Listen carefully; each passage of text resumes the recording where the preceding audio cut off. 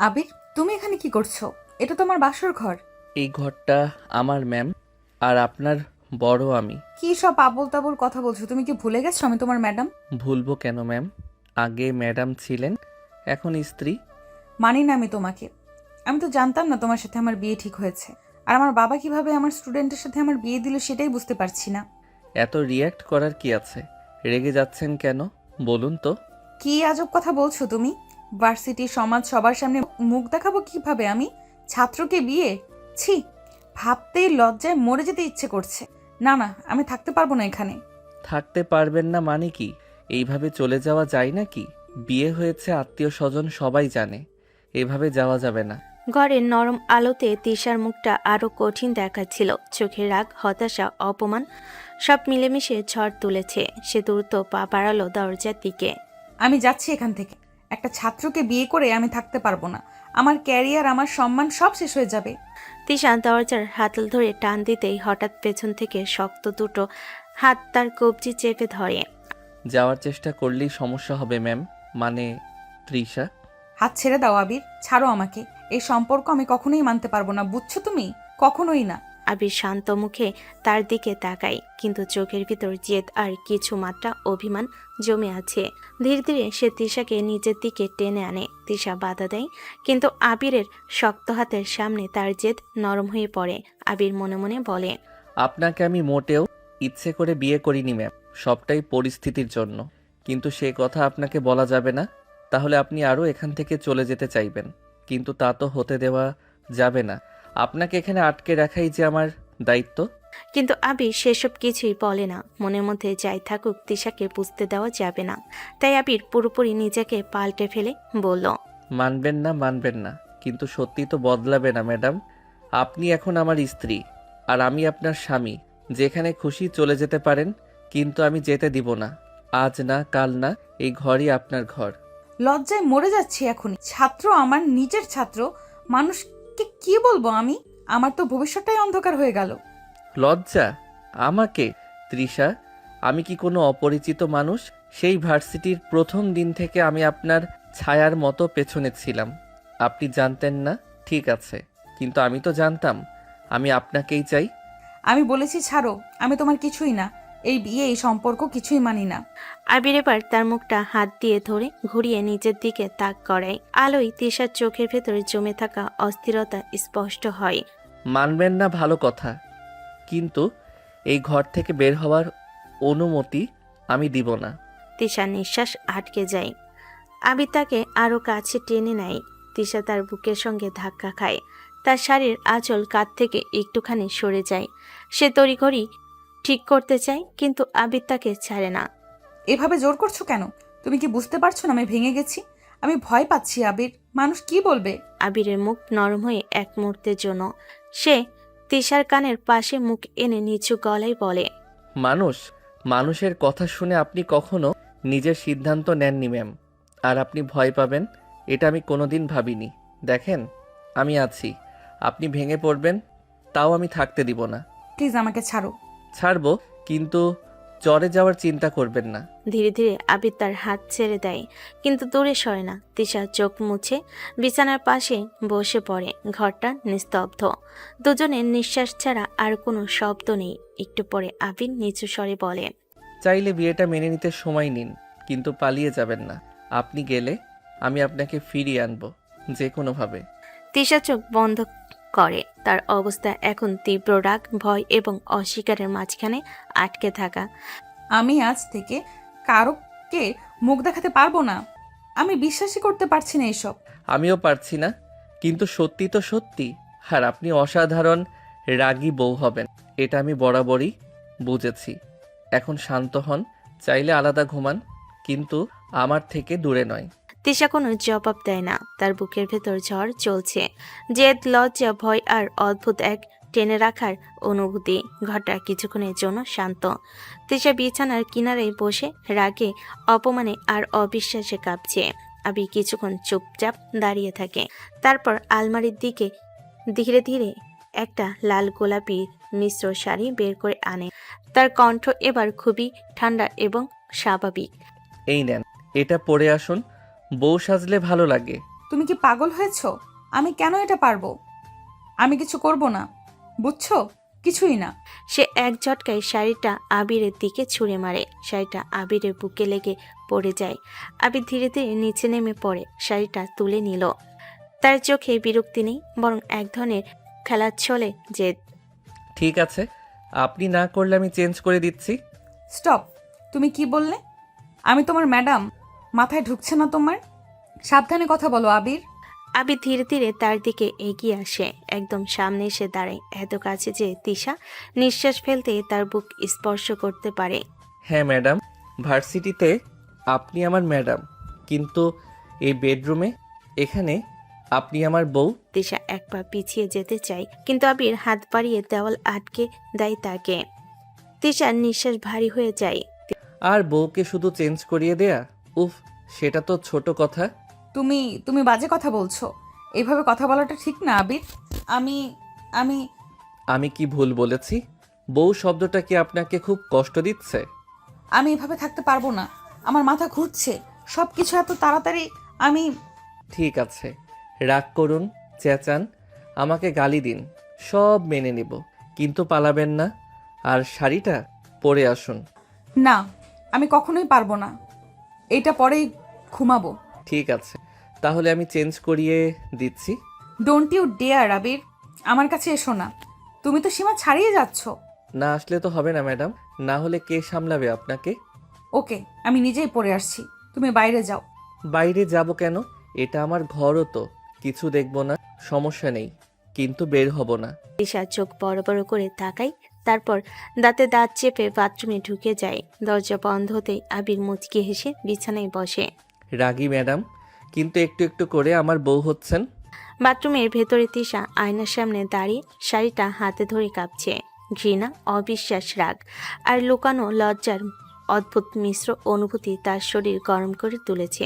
বাথরুমের দরজা ধীরে ধীরে খুলে যায়। তিশার শাড়ি পরে বের হয়, চোখ নামানো, মুখটা রাগে করা আর লজ্জায় টকটকে লাল। শাড়িটা নিখুঁত করে গোছানোর চেষ্টা করেছে, তবুও নার্ভাসে আসল বারবার নেমে যাচ্ছে। আবির বিছানায় বসেছিল, মাথা তুলে এক ঝলকে তিশাকে দেখল। তার চোখ একটু বড় হয়ে গেল, সম্মোহিত, অবাক এবং দুষ্টুমি মেশানো মুগ্ধতা। বাহ, আমার রাগী ম্যাডামকে শাড়িতে দেখলে মানুষ হার্ট অ্যাটাক খেয়ে ফেলবে। বাজে কথা বলবে না। আমি শুধু তোমার জ্বালাতন থেকে বাঁচতে পড়ে এসেছি। কোনো বাড়াবাড়ি করবে না, বুঝলে? আবির ধীরে ধীরে উঠে দাঁড়ায়, কোনো সতর্কতা ছাড়াই তিশার দিকে এগিয়ে গিয়ে এক মুহূর্তে তাকে কোলে তুলে নেয়। আবির, আবির তুমি কি করছো? আমাকে নামাও, শুনছো? তুমি কথা দিয়েছিলে আমার মতো থাকতে দিবে আমাকে। এখন আবার এই নাটক কেন? চুপ করে থাকুন ম্যাডাম, একটা কথা মনে রাখবেন, একদম কিছু না করলে মানুষ তো আমাকে পুরুষ না বলে কাপুরুষ বলবে। স্বামী হয়ে কিছুই না করলে মানায়? তোমার মাথা ঠিক আছে? আমাকে নামাও, আমি তোমাকে ছাড়বো না। তোমাকে আমি কথা শেষ হওয়ার আগেই আবির তাকে আস্তে করে বিছানায় শুইয়ে দেয়। তিশার শাড়ির আঁচল ছড়িয়ে পড়ে, সে তড়িঘড়ি করে সেটা ঠিক করতে যায়, কিন্তু আবির তার হাতে হাত রেখে থামিয়ে দেয়। একটু ভয় পাবেন না, আমি আছি, এবং আপনি এখন আমার স্ত্রী, এটা ভুলবেন না। তিশা রাগ আর লজ্জায় নিঃশ্বাস নিতে ভুলে যায়। ওই মুহূর্তে আবির তার দিকে ঝুঁকে গলায় মুখ ডুবিয়ে একটি নরম কিস দেয়। তিশা হঠাৎ নিঃশ্বাস আটকে ফেলে। আবিরের স্পর্শে শীততারাবে কাঁপুনি নেমে যায়। সে বুঝতে পারছে না এটা রাগ নাকি অন্য কিছু। তিশা চোখ বন্ধ করে ফেলেছিল অজান্তে। আবির তার ঠোঁটের দিকে এগিয়ে গেল, ঠোঁটে আস্তে করে স্পর্শ করে তিশা সেকেন্ড দুয়েক পুরো জমে থাকে। তারপর হঠাৎ শক্ত ধাক্কা দিয়ে আবিরকে সরিয়ে দেয়। নো আবির, স্টপ। এইভাবে আমার সাথে আচরণ করবে না। আমি তোমার ম্যাডাম। আমি তোমাকে কখনোই অনুমতি দেইনি। আবির পেছনে সরে দাঁড়ায়, কিন্তু তার চোখে যেন এক ফোঁটা অপরাধ বোধ নেই, বরং শান্ত, অবিচল। আপনি আমার ম্যাডাম ঠিক, কিন্তু আপনি আমার বউ, এটাও ঠিক। আপনার রাগ আমি মাথায় নিলাম, কিন্তু আপনার থেকে দূরে থাকতে পারবো না। আমি তোমাকে ঘৃণা করি আবির। সবকিছু জোর করে করছো তুমি। আমি এই বিয়ে মানি না বলেছি। রেগে থাকুন যত ইচ্ছে, কিন্তু আমার কাছ থেকে দূরে যাবেন না। আপনি চাইলেও যেতে পারবেন না, আমি আপনাকে কখনোই একা যেতে দেব না। তিশা মুখ ঘুরিয়ে নেয়। আবির তার দিকে আর এগোয় না, শুধু তাকিয়ে থাকে সেই রাগী ভাঙ্গা লজ্জায় কাঁপা মেয়েটার দিকে। যে এখনও তার স্ত্রী, কিন্তু সেটা মানতে ভয় পাচ্ছে। তিশা বিছানা থেকে আবার ঝটকা মেরে উঠে দাঁড়ায়। তার মুখ লাল, চোখ রাগে উস্কে উঠছে। শাড়িটা ঠিকঠাক গোছানোর সময় নেই। সরাসরি দরজার দিকে এগিয়ে যায়। আমি এখানে 1 মিনিটও থাকবো না। এই বিয়ের নাটক আমার সহ্য হবে না। আমি এখনই বের হয়ে যাব। সে দরজার হাতল ধরতেই আবির পেছন থেকে তার হাত চেপে ধরে। তিশা ঘুরে দাঁড়ানোর আগেই আবির তাকে কোলে তুলে নেয়, আর আগে চেয়েও আরো দৃঢ়ভাবে। আবির, তুমি আমাকে নামাও। তুমি কি পাগল হয়ে গেছো? আমি যেতে চাই। যেতে দেবে না হলে আমি... আবির একটুও না শুনে হাঁটতে থাকে। তার দৃষ্টি তিশার চোখে নাই, বরং তার ঠোঁটে, তার রাগে আর দুলতে থাকা চুলে। চুপ করে থাকুন। এখন বাইরে গেলে সবাই দেখবে আপনার হাত, আপনার সাজ, আপনার চালচলন। আর আমি চাই না কেউ আপনাকে এই অবস্থায় দেখুক। দেখুক, দেখলে কি হবে? আমার কিছুই যায় আসে না। তুমি কে আমাকে আটকানোর? আবির তিশাকে কোলে নিয়ে বিছানার কাছে আসে। এক মুহূর্তে তাকে বেডে শুইয়ে দেয়, কিন্তু এবার কোমর আর হাত দিয়ে শক্ত করে আটকে রাখে। যায় আসে না আপনার? ঠিক আছে, কিন্তু আমার আছে। আমার মান সম্মান আছে। আমার স্ত্রী বাইরে এভাবে বেরিয়ে যাবে, এটা আমি মেনে নিতে পারবো না। আমি তোমাকে মানবো না, শুনছো? তোমাকে মানা আমার পক্ষে সম্ভব না। মানতে হবে, কারণ আমি কখনোই আপনাকে ছাড়বো না। তিশা কিছু বলার আগে আবির নিচু হয়ে গলায় মুখ ডুবিয়ে দেয়। গলার হাড় বরাবর আবিরের ঠোঁট ছুঁতেই তিশা কেঁপে ওঠে। রাগে নাকি অন্য কিছুর উত্তাপে সে নিজেই বোঝে না। এভাবেই থাকুন, রাগ দেখাবেন না। না হলে আজকের রাত আপনারই জন্য কষ্টের রাত হবে। কি কি বলছো তুমি? আবির তার গলার কাছে আবার ধীরে কিস করে, তারপর মুখ তুলে ঠোঁটের কাছে এসে থামে। ছোঁয়ার মতো আবার ছুঁয় না। আপনি তো জানেন কষ্টের রাত খুব দীর্ঘ হয়, আর আমি আপনাকে কষ্টে দেখতে চাই না, ম্যাডাম বউ। তিশা গলা শুকিয়ে যায়। সে ধাক্কা দেয়, লড়াই করে, গালাগাল করে, কিন্তু আবির হাসে, তার হাত ধরে রাখে, শান্ত স্বরে বলে, আপনি যতই রাগ করুন, আমি আপনাকে ছাড়বো না। আজ না, কাল না, কখনোই না। আবির কথা না বাড়িয়ে তিশার থরথর কাঁপা ঠোঁটের উপরে নিজের ঠোঁট রেখে দিল, মোলায়েম ধীরে। কিন্তু তিশার কাঁপুনি থামানোর ক্ষমতা নেই সেই স্পর্শে। তিশা প্রথমে শক্ত হয়ে রইল, তারপর হঠাৎ নিঃশ্বাস কেঁপে ওঠে। আবিরের ঠোঁট তার ঠোঁটে আরো একটু গভীরভাবে মিশে যায়। এভাবে কয়েক মিনিট কাটে। তিশার হাতের শক্তি কমে এলো। হঠাৎই সে মুখ ঘুরিয়ে ফেলে, আর ঠিক পরের মুহূর্তেই তার চোখ বেয়ে টপ করে পানি নেমে আসে। আবির, দূরে যাও। আমার ভালো লাগছে না, অসহ্য লাগছে। দয়া করে সরো। কাঁদছেন কেন? ব্যথা তো দেই নাই আপনাকে। আমি আমি আর পারছি না এভাবে, এত কাছে ভালো লাগছে না বলছি, ছাড়ো আমাকে। আবির ধীরে তার চিবুক তুলে ধরে, চোখে চোখ রাখে। তার গলায় এক ধরনের অদ্ভুত আবেগ, নরম কিন্তু জেদি। আমি দূরে গেলে আপনি তো আরও দূরে চলে যাবেন। তার থেকে কাছে থাকার অভ্যাস করে নিন তৃষা। এই সম্পর্ক এড়াতে গেলে কষ্ট আপনারই হবে। তিশা আর কিছু বলতে পারে না, কান্নায় গলা আটকে যায়। সে মুখ হাত দিয়ে ঢাকতে যায়, কিন্তু আবির হাত সরিয়ে তাকে নিজের বুকে টেনে নেয়। আবির শক্ত করে তাকে জড়িয়ে ধরে, যেন জানে তিশা একটু ফাঁক পেলেই পালাবে। চুপ, একটু কথা বলবেন না। আপনি এখন শুধু আমার কাছে থাকুন, আর বাকি সব আমি সামলে নেব। তিশার গলায় হাড়ে মুখ ডুবিয়ে আবার আবির ধীরে ধীরে কিস করে। তিশা চোখ বন্ধ করে শুধু নিঃশ্বাস আটকে রাখে। সে রাগে কাঁপছে, লজ্জায় কাঁপছে, আর নিজের উপরেই বিরক্ত। আবির তার কানে ঠোঁট ছুঁয়ে ফিসফিস করে, ঘুমান এখন। আর একটু সময় জেগে থাকলে আমি কন্ট্রোলের বাইরে চলে যাব। তখন আমাকে আটকাতে পারবেন না, ম্যাডাম বউ। তিশা পুরো শরীর কেঁপে ওঠে, মুখ লাল হয়ে যায়। সে রাগে লজ্জায় দু চোখ শক্ত করে বন্ধ করে নেয়। তুমি তুমি চুপ করো, আমি ঘুমাচ্ছি। আমাকে আর কিছু বলবে না।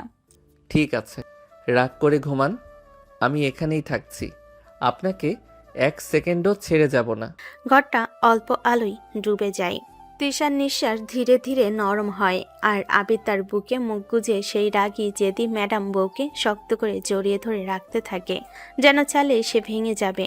সকালের প্রথম আলোটা ঘরের জানালার ফাঁক দিয়ে ঢুকে পড়েছে। তিশার চোখ হঠাৎই কেঁপে উঠল। কয়েক সেকেন্ড পরই তার বুঝতে বেশি সময় লাগলো না, আবির তাকে শক্ত করে বুকে জড়িয়ে আছে। তিশা চমকে ওঠে, সাথে সাথে এক ধাক্কায় আবিরকে সরিয়ে দিল।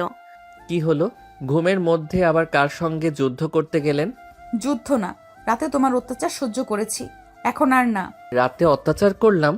আমি আবার কি করলাম? তৃষা মুখ ঘুরিয়ে টুপ করে আবির স্মিত হেসে সামনে এসে দাঁড়ালো। চুমু ছাড়া তো কিছুই করি নাই, তাই এত রাগ? তাহলে তো বাসরটা সেরে ফেলা উচিত ছিল। আচ্ছা এখন আসেন, বাসরটা সেরে ফেলি। চুপ, একদম চুপ। আর একটা কথা বললে রুম থেকে বের করে দেব। রাগলে আপনাকে আরো সুন্দর লাগে জানেন। আবির, দরজা খুলো, অনেক বেলা হয়ে গেছে। তৃষা তড়ক করে দরজা খুলে দিল, মুখে তখনও রাগের ছাপ। ভাবি ঢুকেই হেসে বললেন, আবির এই যে ঘুম ভাঙছে না দেখলাম, কেমন আছো? জি ভাবি, ভালো আছি। ভাবি, ম্যাডাম খুব সকাল সকাল উঠছে, মানে আমি না জাগালে উঠতেই চাইছিল না। আর একটা কথা বললে আবির ঠোঁটে চাপা হাসি চেপে রাখলো। ভাবির সামনে কিছু না বলে ভাবি দুজনকে দেখে মিষ্টি হেসে বলেন, আমি নিচের নাস্তা রেডি করছি, তোমরা তাড়াতাড়ি আসো। আর তৃষা, তোমাকে পরে কিছু কথা বলবো। তৃষা মাথা নেড়ে হ্যাঁ বলল। ভাবি চলে যেতে দরজাটা বন্ধ হওয়ার শব্দ হলো, আর তখনই আবির পিছন থেকে ফিস ফিস করে বলল, রাতে এত ভয় দেখালে সকালেই রাগ শেষ হয়ে গেছে নাকি? কথা বলো না, একদম না। আপনি যত বলবেন কথা না বলতে, আমি ততই কথা বলবো, কারণ রাগী বউকে খুশি করা স্বামীর দায়িত্ব। তৃষা মুখ ঘুরিয়ে বেরিয়ে গেল। আবির তার পেছনে তাকিয়ে আবারও হাসলো। এই রাগ এভাবে সকাল শুরু হওয়া, ঠিক এভাবেই তৃষাকে সে ভালোবাসে। ফ্রেশ হয়ে তৃষা নিচে নামতে রান্নাঘরের দিক থেকে গুঞ্জন ভেসে এলো। আবির তখনও নামেনি। তেমনি তৃষা একা একাই ডাইনিংয়ের দিকে এগিয়ে গেল। টেবিলের পাশে বসে থাকা দাদি তাকে দেখে চোখ বড় বড় করে বলেন, আরে নাথ বউ, এই তো এলি। কিন্তু শুন, গোসল করিস নাই কেন রে? বর কি আদর করে নাই নাকি? তৃষার মুখ লাল হতে হতে প্রায় পাংশুটে রং হয়ে গেল। মনে হলো এখনই মাটির নিচে ঢুকে পড়ে। দাদি তেমন কিছু না, আমি মানে তেমন কিছু না মানে? স্বামীর আদর না পেলে আবার বউ হওয়া হলো নাকি?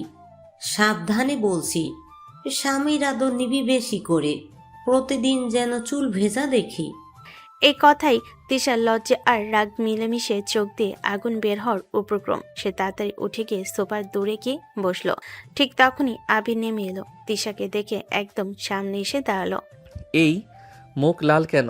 জ্বর আসছে নাকি? জ্বর তোমার হবে, তুমি বজ্জাত, আর তোমার দাদিও বুড়ি বজ্জাত, উল্টো পাল্টা কথা বলে। কেন দাদি, কি বলছে? আমার চুল ভেজা নাই কেন? দাদি তো সত্যি মজা করে বলেছে, আপনি এত লজ্জা পাবেন ভাবিনি। তৃষা চুপ করে অন্যদিকে মুখ ফেরালো। আরও রেগে থাকা দেখতে ঠিক তখনই আবিরের মা খাবার পরিবেশন করতে এলেন। এসো মা তৃষা, নাস্তা খাও, তোমার জন্য গরম করে রেখেছি। তৃষা চুপচাপ চেয়ারে বসলো। কিছু না বলে ধীরে ধীরে খাবার মুখে নিচ্ছিল, কিন্তু মনে মনে ঝড় চলছে। এই পরিবারটা সবাই এক নম্বরের বজ্জাত, সবাই মিলে আমাকে পাগল করবে। রাগ কমেছে না আরো বাড়াই? চুপ থাকো, না হলে কিছু একটা ভেঙে ফেলবো। নাস্তা শেষ করে তৃষা উঠল। বুকের ভেতর আগুন জ্বলছে এখনো। এবার সে সোজা এগিয়ে গেল আবিরের বাবা মায়ের কাছে। আঙ্কেল, একটা কথা বলবো? হ্যাঁ মা, বলো কি হয়েছে? তৃষা কথা গুছিয়ে বলতে পারছিল না।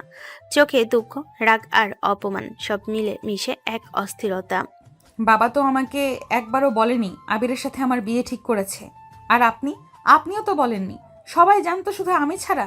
এটা কি ঠিক হলো আঙ্কেল? দেখো মা তৃষা, তোমার বাবা বারণ করেছিলেন তোমাকে কিছু বলতে। তিনি বললেন তৃষা যেন রাগ না করে, না আপত্তি করে।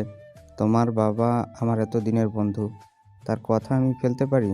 তার উপর আবির তো তোমার ছাত্র। যদি তুমি রাজি না হতে, যদি অস্বস্তি পাও, তাই আগেই বলতে চাইনি। ঠিক করেননি আঙ্কেল, আমার মতামত তো একবারও নিলেন না। আবির আপনার ছেলে ঠিক আছে, সে খারাপ নয়, কিন্তু তাই বলে জুনিয়র ছেলেকে বিয়ে করলে সমাজ কি বলবে? মানুষ তো মুখে কিছু রাখেনি, সবাই খারাপ ভাববে। এতক্ষণ চুপ করে থাকা আবিরের মা এগিয়ে এলেন। তার চোখে ছিল মায়া আর বুঝদারিত্ব। তুমি এত চিন্তা করো না মা, এই সমাজের কথা ভাবলে সংসার করা যায় না। তার উপর আমরা সবাই সবাইকে আগে থেকেই চিনি। তোমার বাবাকে, তোমাকে, তোমাদের পরিবারকে তোমার মেনে নিতে সময় লাগবে, কিন্তু একদিন তুমি বুঝবে আবির তোমার জন্যই ঠিক পছন্দ। তৃষা নিঃশ্বাস ছাড়ল। মনে হচ্ছিল যেন সবাই তাকে ঘিরে ফেলেছে। রাগ, লজ্জা, অপমান, অজানা ভবিষ্যতের ভয় সব মিলিয়ে সে এক অদ্ভুত অনুভূতির মধ্যে দাঁড়িয়ে। তৃষা কিছু বলতে যাচ্ছিল, ঠিক তখনই পেছন থেকে আবির এসে দাঁড়ালো। এত চিন্তা বন্ধ করেন ম্যাডাম, আপনি আমাকে মানবেনই, কারণ আপনার জুনিয়র ছেলে আপনাকে সারা জীবন সামলাতে রাজি আছে। তোমার সাথে কথা বলছি না আমি। কিন্তু আমি তো আপনার সাথেই কথা বলছি, স্ত্রী মশাই। তৃষার আগে দাঁত চেপে ফেলল। আবিরের মা বাবা হেসে ফেললেন মৃদু করে। মনে মনে তৃষা ভাবল, রাগে এই জেদি ছেলেটা আমার জীবনটা কেমন যেন ওলট পালট করে দিচ্ছে।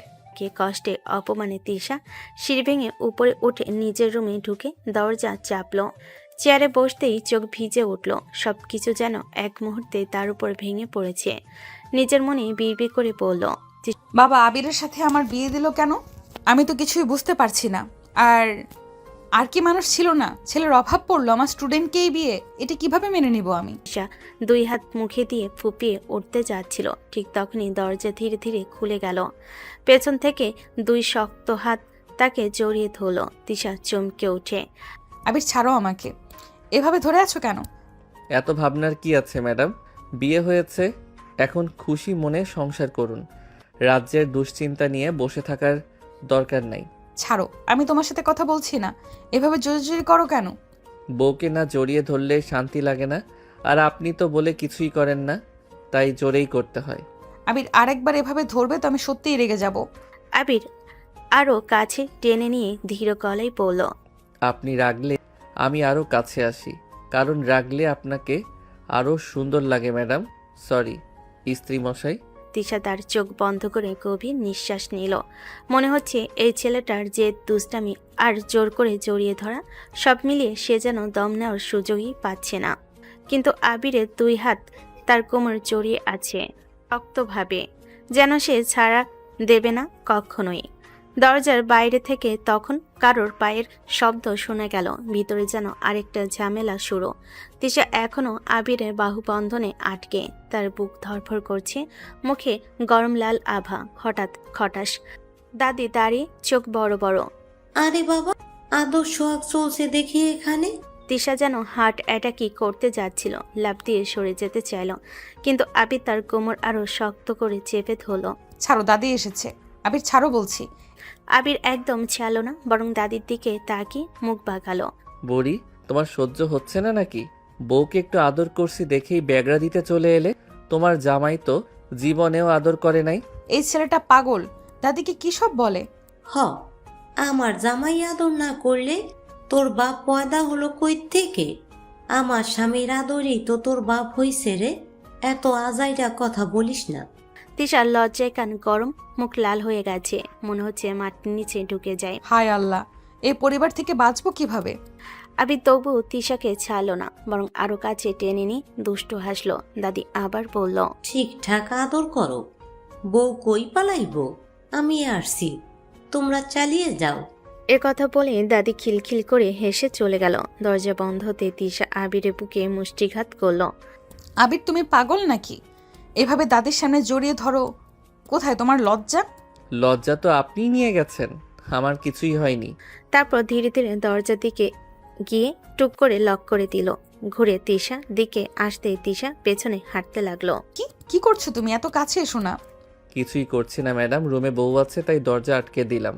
এটা খুব স্বাভাবিক ব্যাপার। দরজা কেন আটকালে? আমি কিন্তু আবির তৃষার ঠিক সামনে এসে দাঁড়ালো, এক হাত দেওয়ালে রেখে তাকে কোণঠাসা করে দিল। কারণ বাইরে সবাই ব্যাগরা দেয়, আর আমি বউয়ের সাথে একটু পারিবারিক শান্তি চাই। তৃষা পেছনে সরতে সরতে দেওয়ালে আটকে গেল। আবির ধীরে ধীরে এগিয়ে এসে দুহাত দিয়ে তাকে ঘিরে ফেলল। তারপর হঠাৎই কোমর শক্ত করে জড়িয়ে নিল। চিৎকার করবো। আবির সাবধান। করুন, চিৎকার করুন ইচ্ছে মতো। বাইরে সবাই ভাববে স্বামীর অতিরিক্ত আদর সইতে না পেরে নতুন বউ চিৎকার করছে, কেউই আসবে না। তৃষা বাকরুদ্ধ। এভাবে নির্লজ্জভাবে কথা বলতে পারে কেবল এই ছেলেটাই। তৃষা আর কিছু বলার আগেই আবির মুখ ঝুঁকিয়ে তার ঠোঁটে কিস করতে লাগলো। তৃষা দুহাতে আবিরকে ঠেলতে চাইল, কিন্তু আবির একটুও নড়ল না, বরং আরো গভীরভাবে তাকে জড়িয়ে ধরে কিস করতে লাগলো। কিছুক্ষণ পর নিজেই সরে গিয়ে তৃষার কানে ফিস ফিস করে বলল, কলেজ যাবেন না নাকি আজ? এভাবেই থাকলে তো যেতেই পারবেন না। সবাই জানলে কি করব? কলেজে মুখ দেখাবো কিভাবে? তুমি আমি এই সম্পর্ক জানলে সমাজ কি বলবে ভেবেছো? আমি কি এতই খারাপ? আমার পরিচয় দেওয়া যায় না? আপনার স্বামী বলেই বলছি, যদি আপনার লজ্জা লাগে আমার সাথে পরিচয় দিতে, তাহলে সেটা আমায় কষ্ট দেয় তৃষা। খারাপের কথা বলছি না। তুমি আমার ছাত্র। এটা সবচেয়ে খারাপ। একজন শিক্ষক নিজের জুনিয়র ছেলেকে বিয়ে করেছে। মানুষ কি বলবে জানো তুমি? মানুষ কি বলবে সেটা নিয়ে আমার এক ফোঁটা চিন্তা নেই। আমি শুধু ভাবি আমার বউ কি ভাবছে। আর বউ যত বলুক আমি কিন্তু কখনো ছাড়ছি না। ছাত্র ছিলাম, এখন আপনার স্বামী। রাগ কমলে বলবেন আমি চা বানিয়ে আনি আপনার জন্য। সকালে রাগী বউকে না খুশি করলে দিনটাই খারাপ যায়। তিশার বুকের ভিতর ধরফর করতে লাগলো। রাগ বেশি নাকি অদ্ভুত এক কম্পন কাজ করছে। সকালের নরম রোদটা পর্দা ঠেলে ঘরে ঢুকতেই তিশা আয়নার সামনে শেষবারের মতো অন্যায় হাত বুলিয়ে দাঁড়িয়ে রইল।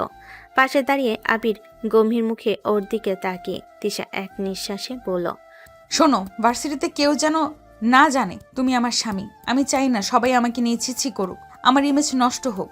সেটা আমি কোনোভাবেই চাই না। আপনি যদি না চান আমি কাউকে কিছুই বলবো না। তবে আমার কোনো কিন্তু নিয়ে কথা বলবে না, আগেই বলে দিলাম। আমার নিয়ম মানবে, বুঝেছো? ঠিক আছে ম্যাডাম, যা খুশি করেন। কিন্তু একটা কথা, আপনার আশেপাশে যদি কোনো ছেলে ঘুরঘুর করে তখন কিন্তু আমি খারাপ কিছু করব। সাবধানে থাকবেন। ডায়লগ বন্ধ করো, আমি বের হচ্ছি। চলেন আমি পৌঁছে দেই। সকাল সকাল বাসে উঠবেন কেন? তোমার সাথে গেলে মানুষ সন্দেহ করবে, আমি চাই না কেউ আমাকে কিছু বলুক। মানুষের মুখ বন্ধ রাখা যায় না। তোমার সাথে দেখলে ভাববে আমি। কথাটা শেষ করলো না, গলায় আটকে গেল। আবির কেমন কষ্টের হাসি হেসে বলল, ঠিক আছে, আপনি যা চান তাই হোক। তিশা মুখ ঘুরিয়ে দরজার দিকে হাঁটল। বের হওয়ার আগে একবারও পিছন ফিরে তাকালো না। দরজা বন্ধ হওয়ার শব্দটা অদ্ভুত শূন্যতা রেখে গেল। আবির কয়েক সেকেন্ড স্থির দাঁড়িয়ে রইল।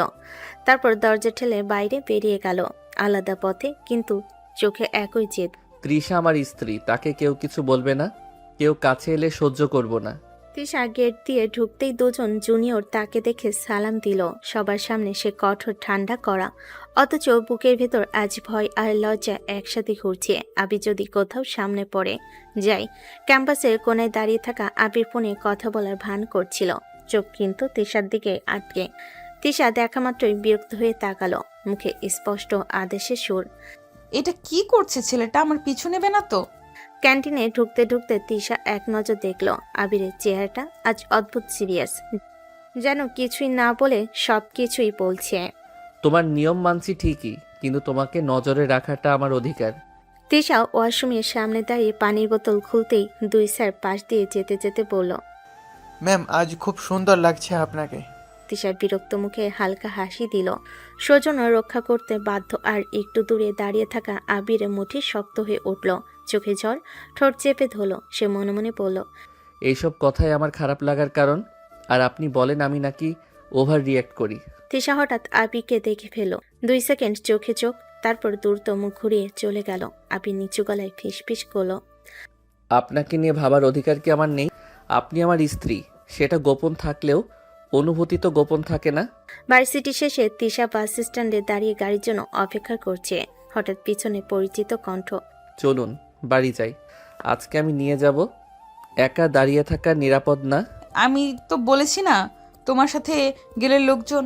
আবির এগিয়ে এসে থেমে গেল ঠিক এক হাত দূরে, চোখে নরম কিন্তু ধারালো চাহনি। তারা কি ভাববে সেটা আমি চিন্তা করি না, কিন্তু আপনাকে একা দাঁড় করিয়ে রাখার মতো মানুষ আমি না। আপনি আমার ইজ্জত, আমার দায়িত্ব। তিশা ভীষণ বিরক্ত মুখে তাকালো, কিন্তু বুকের ভেতরে অদ্ভুত কাঁপুনি আর লুকাতে পারল না। অবশেষে ধীরে বলল, তুমি আগে যাও, আমি 10 মিনিট পরে আসব। কেউ যেন সন্দেহ না করে। ঠিক আছে, কিন্তু প্লিজ নিজের খেয়াল রাখবেন। তিশা কিছু বলল না। আবির রাস্তা পার হয়ে চলে গেল। তিশা চুপচাপ দাঁড়িয়ে তাকে দেখতে যেতে দেখলো, গলা শুকিয়ে এলো। এই ছেলেটা কেন এমন করে? কেন এত করে আমার দিকে তাকায়? না, আমি তৃষা সিনিয়র ম্যাডাম, ওর পরিচয় গোপন থাকবে, কখনো প্রকাশ হবে না। দুপুরের দিকে বাসায় ফিরে আবির ব্যাগটা সোফায় ছুটে রেখে সোজা বারান্দায় গিয়ে দাঁড়ালো। ঢাকার হালকা ঠান্ডা বাতাসে তার মাথা কিছুটা ঠান্ডা করলেও মনটা অস্থির। মোবাইল বের করে কল দিল তিশার বাবাকে। 2 বার বেজে কলটা রিসিভ হতেই অপর প্রান্ত থেকে ভরাট গলা, হ্যালো আবির, সব ঠিক তো? জি আঙ্কেল, ঠিক আছে। আপনি চিন্তা করবেন না। আপনি যে কথা বলেছেন আমি সেটা কখনো জানতে দেব না। তৃষা জানতে পারলে রেগে আগুন হয়ে যেত। তুই বুঝিস তো আবির, তৃষা এই বিয়েটা মেনে নেয়নি। সে জানলে তোকে তো মানবেই না, সাথে আমাকেও ভুল বুঝবে। আপনি যাই বলেন আঙ্কেল, আমি পাশে আছি। আপনার যা যা দরকার আপনি করুন।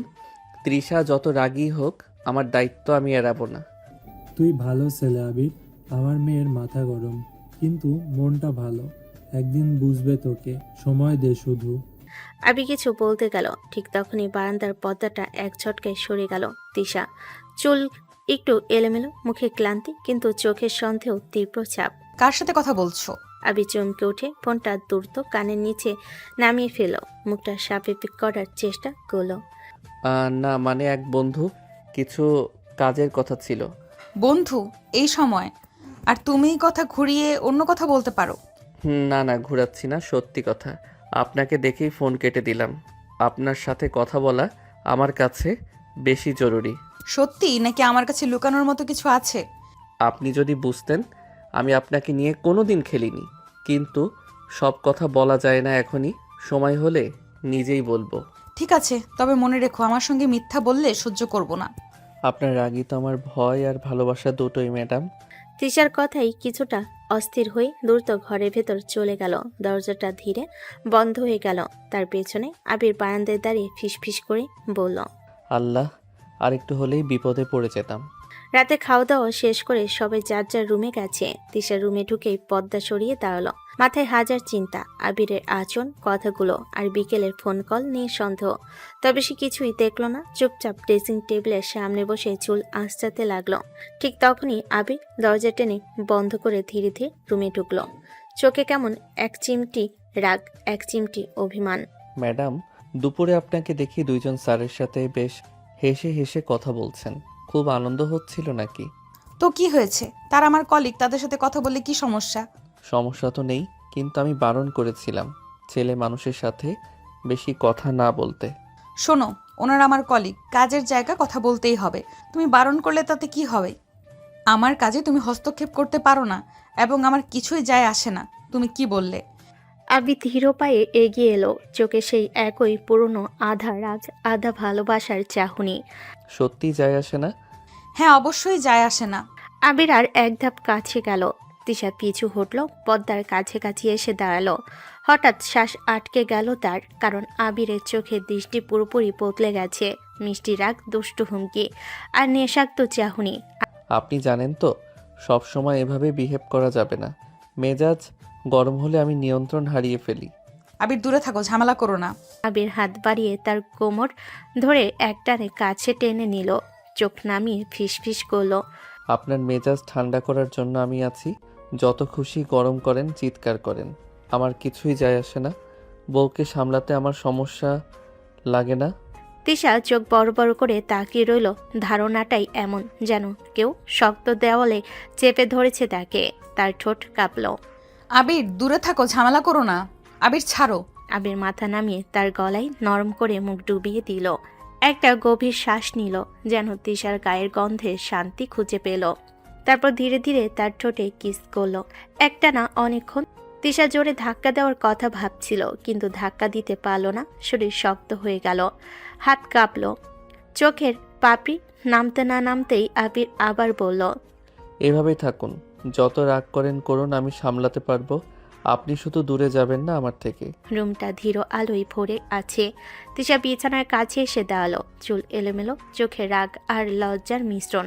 আবির ধীরে ধীরে কাছে এলো, চোখে এক অদ্ভুত জেদ। লজ্জা করে না তোমার? একটু না জানিয়ে বিয়ে করছো, তার উপরে এতটা কাছে এসে পড়ছো। অধিকারের বাইরে কি কিছু করেছি? যা করেছো তার অধিকার তো তোমাকে আমি দেইনি। সবই আমার অধিকার, আপনি দিলেও না দিলেও। এরপর এক অদ্ভুত ভঙ্গিতে আবির ধীরে ধীরে তার দিকে হাত বাড়ালো। তিশা পিছু হটার চেষ্টা করলো, কিন্তু আবির তার হাত শক্ত করে ধরে রাখলো। এখন ঘুমান। উঠতে দাও।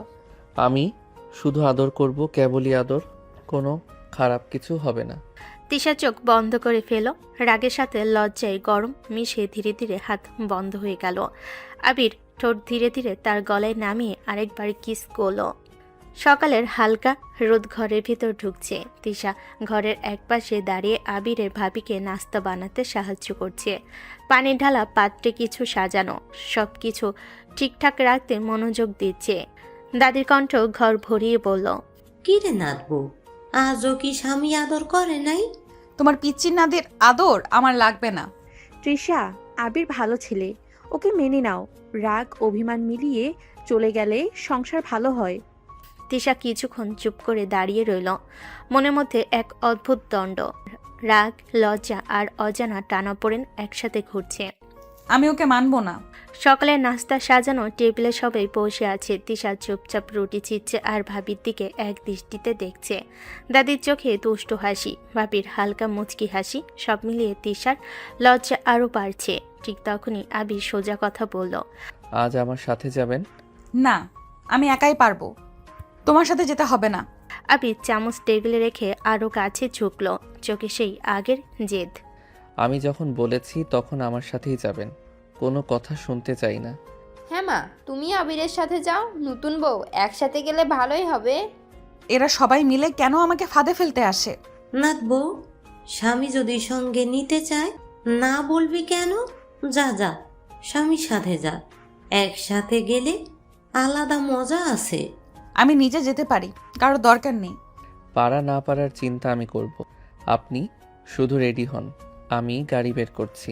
তিশা চোখ পাকিয়ে চুপ করে গেল, কিন্তু তার ভেতরে টকবক করছে রাগ, লজ্জা আর কোথাও যেন অদ্ভুত একটা ধুকপুক করা অনুভূতি।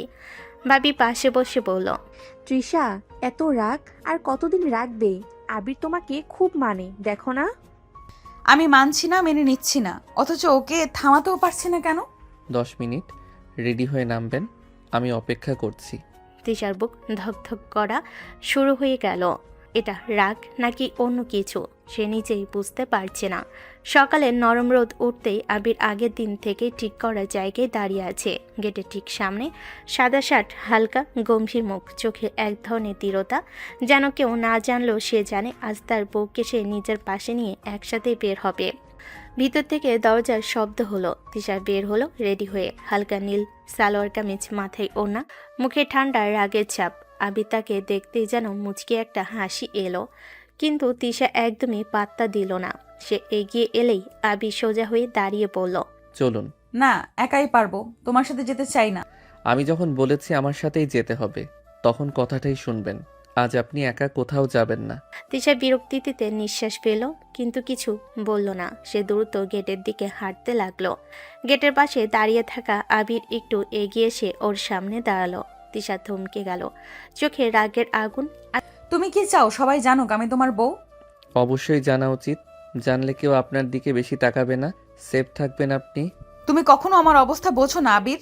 সারা জীবন আমার নিজের পরিচয় নিয়ে আমি চলেছি, কেউ জানুক আমি কার বউ আমি চাই না। তুমি শুধু নিজের কথা ভাবো। আপনার কথা ভেবেই তো বলতে চাইছি আপনি আমার বউ। এই কথা বললে পৃথিবীর কোনো ছেলে আপনার দিকে তাকানোর সাহস পাবে না। আমি রাগ করে বলছি না, দায়িত্ব বোধ থেকে বলছি। আমি চাই না, কাউকে কিছু বলবে না। আর যদি কারোর সামনে মুখ খুলে একবারও কিছু বলো, খবর আছে, আমি কিন্তু ছাড়বো না আবির। আবির কয়েক সেকেন্ড চুপ করে তাকিয়ে রইল তিশার দিকে। তার চোখে রাগ নেই, আছে অব্যক্ত কথা। যত খুশি রাগ দেখান, কিন্তু আজ আপনি আমার সাথেই যাচ্ছেন। তিশার আগে ধপ করে পিছনে বসে পড়ল। আবিরও উঠে বাইক স্টার্ট দিল। রাগই লাগছে আপনাকে, কিন্তু তবুও ভালো লাগে। আবির চুপ, একটা কথা বলবে না। সিটি গেটের সামনে বাইক থামাতে আবির একটু তিশার দিকে তাকালো। তিশার মুখে তখনও সেই রাগ, ঠোঁট শক্ত, চোখে তীক্ষ্ণ দৃষ্টি। নিচে নামতে নামতে তিশা শুধু বলল, কেউ যদি জানতে পারে আমি তোমার সাথে এসেছি, মনে রেখো তোমার খবর আছে। এ কথা বলে সে মাথা উঁচু করে দ্রুত ভেতরে হাঁটতে থাকে। মেয়েটার চলার মধ্যে এমন একটা শক্ত ভাব, যেন এই পৃথিবীতে কাউকে পাত্তা দেয় না। আবির তাকিয়ে রইল, তার চোখে একরাশ আদরের নরম হাসি। রাগ করতে করতে একদিন আমাকে ভালোবেসে ফেলবে ম্যাডাম, আমি জানি। ঠিক তখনই পিছন থেকে কয়েকজন বন্ধু এগিয়ে এলো, তাদের চোখে মুখে কৌতূহলে ভরা। এই আবির, এই যে রাগী ম্যাডাম তোর সাথে কেন রে? হ্যাঁ রে ভাই, ওনার তো নাকি ছেলেদের দিকে তাকানোরও সময় নেই। তোর সাথে কি করছিল? আরে কিছু না, আমার বাবার বন্ধুর মেয়ে বাড়িতে ছিল তাই নিয়ে এসেছি। তাই নাকি? আগে কখনো তো বলিস নাই। এমনি বলতে গেলেই তোরা শুরু করতি মশকরা, তাই বলা হয়নি। তা ঠিক, কিন্তু ভাই একটা কথা বলি, তোদের দুজনকে দেখে মনে হচ্ছিল জামাই বউ। বন্ধুরা জোরে জোরে হেসে উঠল। আবির জোর করে হাসলো, কিন্তু ভেতরে ভেতরে বুকটা মোচড় দিয়ে উঠল। জামাই বউই তো, আমার বউ আমার পাশে ছিল, কিন্তু বলতে পারছি না।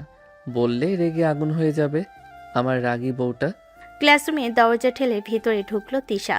পরিপাটির ড্রেস, দৃঢ় দৃষ্টি, মুখে রাগীভাবে চিরচেনা ছাপ। ছাত্রছাত্রীরা চুপ হয়ে বই খুলে বসে, সবাই যেমন ভয় পায় তাকে। একজন ছাড়া আবির সামনে বেঞ্চে বসে আছে, কলম হাতে, কিন্তু চোখ সোজা তিশার দিকে। তিশা ম্যাডাম বই থেকে মুখ তুলেই তাকালো, ভুর কুচকে গেল সঙ্গে সঙ্গে। আবির, এখানে কি আমাকে দেখতে এসেছো? মন দিয়ে পড়া বোঝো। পড়া তো ঠিকই বুঝবো ম্যাম, কিন্তু আপনাকেই তো বুঝতে পারছি না। পুরো ক্লাস ফিস ফিস করতে লাগলো। তিশার মুখ গরম হয়ে উঠল রাগে। সে টেবিলে বই রাখতেই থাপ শব্দ হলো। আবির, আর একটা বাজে কথা বললে এখনই বের করে দিব। ক্লাসে বসে এভাবে কথা বলো না। বের করলেও যাব ম্যাম না, তবে আমাকে বের করে দিলে আপনি পরে চিন্তা করবেন।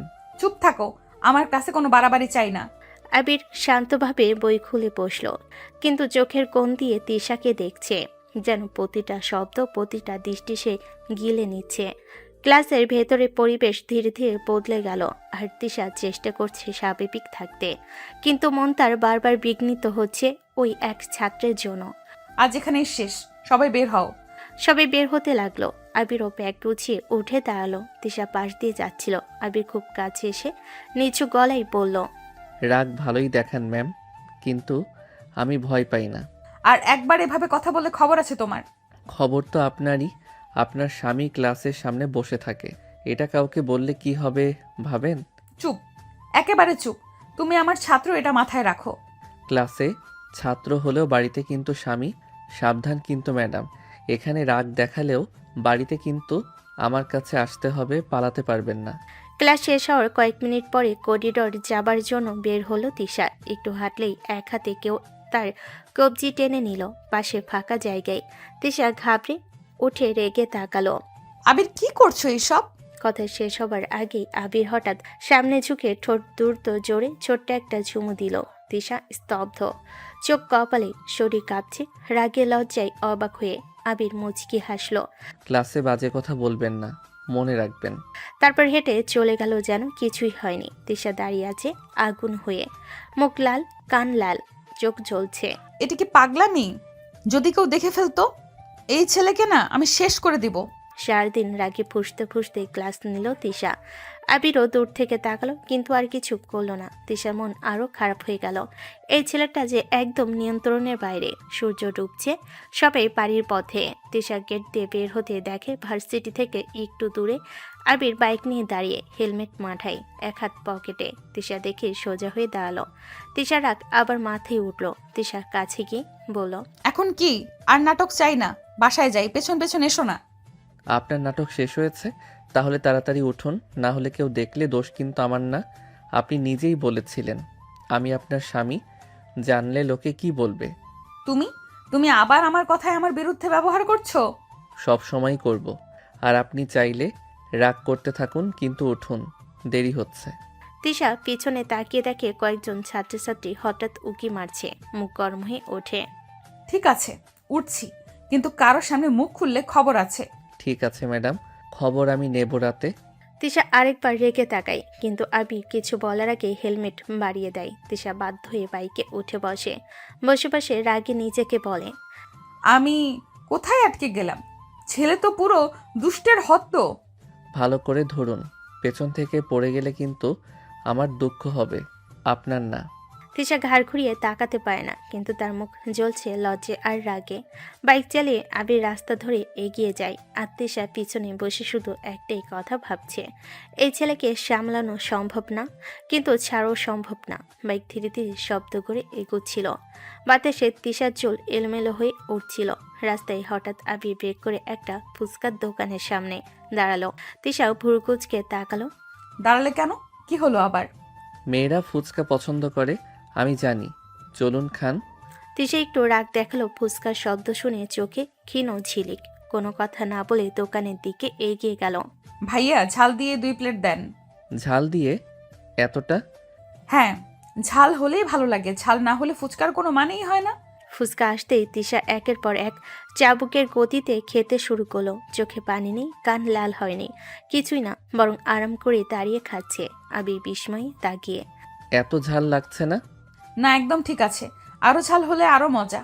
ইস, কত ভাবলাম ঝাল লাগবে, মুখ লাল হবে, তারপর আমি কাছে গিয়ে কিস করে ঝাল কমাবো, রোমান্টিক একটা সিন বানাবো। কিন্তু না, এই রাগী বউটা তো লঙ্কা মরিচকেও হার মানায়। আমার আশাই রয়ে গেল। তুমি খাবে? না, আমি এসব খাই না। ও মা, ফুচকা খাও না? কেমন মানুষ তুমি? আমি স্পেশাল, আপনার মতো ঝাল মরিচওয়ালা মানুষ না। তিশা রাগ দেখালো, ঠোঁটের কোণে চাপা হাসি। দুজনের পাশের দোকান থেকে বড়দের জন্য মিষ্টি আর কিছু ফল কিনে নিল। বাইক আবার স্টার্ট হলো। বাতাসে তিশার ঝুল উড়ছে। আবির মাঝে মাঝে রিয়ার ভিউ মিররে তাকিয়ে দেখে তিশার মুখ গম্ভীর করে আছে, কিন্তু চোখে শান্তির ছাপ। আপনি রাগ কমান মাঝে মাঝে। আমি রাগ না হলে তোমার এসব অতিরিক্ত ভাব কমবে? না, আপনি রাগলেও আমি আপনার, না রাগলেও আমি আপনার। তিশা মুখ ঘুরিয়ে নেয়, কিছু বলে না, কিন্তু কানে শুনে ফেলে। হৃদয়টা হালকা হয়ে যায়। বাড়ির দরজার সামনে দুজনে ব্যাগ ও কেনা জিনিস নিয়ে ঢুকতেই দাদি সবার আগে দেখে। ও মা, নাত বউ আর নাত দুজনে একসাথে গেলি? কিরে আবির, বউকে ফুচকা খাওয়াস নাই? খাইয়েছি দাদি, কিন্তু ঝাল দিয়ে খেয়েছে। আমার বউ তো আরো হিট হয়ে গেছে। দাদি প্লিজ এভাবে বলো না। হইছে হইছে, স্বামীর সাথে ঘুরবি, খাবি, আদর নিবি, এটাই স্বাভাবিক। যা, ভেতরে যা। আজ ঝাল খেয়ে মুখ লাল না হলেও আমার জন্যই মুখ লাল হবে, মনে রাখবেন। চুপ, না হলে মারধর করে লাল করে দিব। মারলেও আপনার কাছেই থাকবো। তিশা ভেতরে ঢুকে যায়, কিন্তু তার মুখের লাল ভাব কেউই লুকোতে পারে না। আর আবিরের চোখে সেই লাল ভাব দেখে এক ধরনের খুশির ঝিলিক ফুটে ওঠে। রাত বেশ নেমে এসেছে। তিশা বেলকুনিতে দাঁড়িয়ে আছে। হালকা শাড়ি পরা, চুলগুলো বাতাসে উঠছে। চাঁদের সাদা আলোয় তার মুখটা কোমল আর শান্ত লাগছে। আবির দূর থেকে কিছুক্ষণ তাকিয়েছিল। আজ তিশাকে যেন অন্যরকম সুন্দর লাগছে, আর নিজেকে আর সামলাতে পারছে না। ধীরে ধীরে পেছন থেকে গিয়ে হাত বাড়িয়ে তিশার কোমর জড়িয়ে ধরল। তিশা চমকে। আবির কি করছো? ছেড়ে দাও, কেউ দেখলে। আপনি দু চোখ ভরে চাঁদ দেখছেন, আর আমি দু চোখ ভরে আপনাকেই দেখছি। তিশা সরে যেতে চাইলে আবির শক্ত করে আটকে ফেল। তার গলার পাশে মুখ নামিয়ে দিয়ে একটা চুমু দিল। তিশা শিউরে উঠল। আবির প্লিজ। আজ আর প্লিজ শুনতে চাই না। আমাদের বিয়ের এতদিন হয়ে গেল, আপনি আমাকে কখনো কাছে আসতে দেননি। আজ আপনাকে আদর করতে চাই, খুব চাই। মানি না তোমাকে, ভুলেই গেছো? মানার দরকার নেই, আমি আস্তে আস্তে আপনাকে আবার আমাকে মনে করাবো, শুধু একটু পারমিশন দিন। তিশা তর্ক করতে যাচ্ছিল, কিন্তু আবিরের গরম নিঃশ্বাস তার গলার কাছে পড়তেই আবার কেঁপে উঠল। আবির তার চুল সরিয়ে আরেকটা নরম চুমু দিল। তিশার সামলাতে না পেরে আবিরকে আঁকড়ে ধরল। আবির হাসলো, গলায় মুখ ডুবিয়ে বলল, কি ম্যাম, আমাকে আদর করার পারমিশন দিচ্ছেন নাকি? একটার পর একটা চুমু দিয়ে যাচ্ছ, এগুলো কি আদর না? এভাবে করলে কি থাকা যায়? সত্যি থাকতে পারছেন না? তাহলে আমি কি আর একটু ভালোবাসবো আপনাকে? যা খুশি করো, কিন্তু বিরক্ত করো না। ঠিক আছে, তাহলে বড় একটা আদর করি। আর থাকা সম্ভব হচ্ছে না জান। তিশা শ্বাস আটকে চোখ বন্ধ করল। শাড়ির আঁচলটা হালকা দুলে উঠল। আবির তাকে বুকে শক্ত করে টেনে নিল। তারপর খুব নরমভাবে, খুব যত্ন করে তিশার মুখে, কপালে, চোখের কোণে একটার পর একটা উষ্ণ সুন্দর আদর নামিয়ে দিতে লাগলো। তিশা কাঁপতে কাঁপতে আবিরের শার্ট চেপে ধরল। গলার স্বর কাঁপল। আবির। আবির আর দেরি করলো না। তিশাকে কোলে তুলে নরম আলোয় ঘরে নিয়ে গেল। আবির তিশাকে অনেক আদর করতে লাগলো। তিশা আজ আর বাধা দিল না, কারণ আবিরের বেপরোয়া স্পর্শে তার নিজের অবস্থা পুরো নাজেহাল। সে চাইলেই আবিরকে আটকাতে পারবে না, আর না নিজেকে সামলাতে পারবে। রুমটা ধীরে ধীরে ভরে উঠল দুজনের নিঃশ্বাসের শব্দে আর তিশার মৃদু ব্যথায় আর্তনাদ, যা তিশা দাঁতে দাঁত চেপে সহ্য করে যাচ্ছে। সারা রাত চলল তাদের আদর ভালোবাসার মধ্য দিয়ে। রাতে সব কিছু পর আবির দেরিতে ঘুম ভাঙল। ঘুম ভাঙতে হাত বাড়িয়ে পাশের দিকটা স্পর্শ করলো। খালি তিশা নেই। চোখ মেলে উঠে বসল সে। মুহূর্তে মনে পড়ল গত রাতের নরম লাজুক গভীর সব মুহূর্ত। মুখে চাপা হাসি আসতেই আবারই খেয়াল করলো তিশা সত্যি নেই। আবির দ্রুত উঠে নিচে নেমে এলো। ভাবি কিচেনে কিছু সাজাচ্ছিল। ভাবি, তৃষা কোথায়? মানে ঘরে পেলাম না তো। ওরে, ও তো ভোরেই বের হয়ে গেছে, বলল আজ ক্লাস আছে, তাড়াতাড়ি যেতে হবে। এত সকালে? কি হয়েছে? ভার্সিটিতে এত তাড়া কেন কে জানে? খুব সকালে চলে গেলেন, রাতে আমার কাছে থাকলেন। আদর নিতে আপত্তি নেই, কিন্তু এখন লজ্জায় পালানো হচ্ছে। ঠিক আছে ম্যাম, পালান। ভার্সিটিতে ঠিকই ধরা খাবেন। দেখি তখন লজ্জায় কোন দিকে তাকান। আমাকে দেখলেই যে লাল হয়ে যাবেন সেটা আমি আগেই বুঝে গেছি। কেন, কিছু হয়েছে নাকি এত চিন্তিত দেখাচ্ছে? না ভাবি, কিছু না। আজ তো অনেক কিছুই হবে। তার ঠোঁটে এক চিলতে দুষ্ট হাসি ফুটল। আজ ভার্সিটিতে তিশার লজ্জা পেয়ে চোখ নিচু করে যাওয়ার দৃশ্য দেখার অপেক্ষায় ভিতরটা ছটফট করতে লাগলো। সকালটা আরামদায়ক হলো, আবিরের মন উত্তেজনায় কমছিল না। ফ্রেশ হয়ে গোসল শেষ করলো, দ্রুত নাস্তা খেয়ে নিল। মনে মনে ভাবলো আজ অবশ্যই তিশাকে খুঁজে বের করতে হবে। ভার্সিটিতে পৌঁছে আবির চারপাশ খেয়াল করলো তিশা কোথায় লুকিয়ে আছে এই রাগী লাজুক ম্যাডাম। হঠাৎ লক্ষ্য করলো অফিস রুমের একটা চুপচাপ কোণে তিশা বসে কাজ করছে। কোথাও চোখ পড়ছে না, শুধু মনোযোগ দিয়ে নথি আর ডকুমেন্ট দেখছে। আবির মনে একটি দুষ্ট হাসি ফুটলো। এখানে যেতে পারবো না, এত স্যার আছে। এখন ঢুকে পড়লে কষ্ট পাবে। ঠিক আছে, একটু পরে ক্লাসে আসবে, তখন তার লজ্জা মাখা মুখ দেখব। কিছুক্ষণ অপেক্ষা করতে হলো। অফিস রুম থেকে ক্লাসরুমে তিশা যখন আসলো আবির ঠিক বসে থাকলো। তিশার চোখ একবারের জন্য আবিরের দিকে পড়ল না, মুখ লাল হয়ে আছে, কাঁপছে হালকা। রাগ আর লাজুকতার মিশ্রণ পুরো মুখে ফুটে আছে। হাহা, ঠিকই লজ্জা পেয়েছে। মুখটা দেখছি কি লাজুক, কি রাগী, একদম বউয়ের মতো। তিশা নিজের বই আর নোটের দিকে তাকিয়ে থাকলেও আবির হেসে হেসে নিজের সিটে বসে থেকে মনোযোগ দিতে পারছিল না। মনে মনে আর ভাবছিল, আজ ক্লাস শেষে যদি তার সঙ্গে একটু কথা বলি, লজ্জা মাখা চেহারা আর রাগ অভিমান সব মিলিয়ে আরও মজার হবে। আজ অবশ্যই কিছুটা খুনসুটি করতে হবে। ক্লাস শেষে দেখি ম্যাডাম কতটা লাজুক হতে পারে। ক্লাস শেষ হতেই ছাত্রছাত্রীরা একে একে রুম থেকে বেরিয়ে গেল। শেষ বেঞ্চে বসে থাকা আবির উঠে দাঁড়িয়ে তিশাকে নজরে রাখল।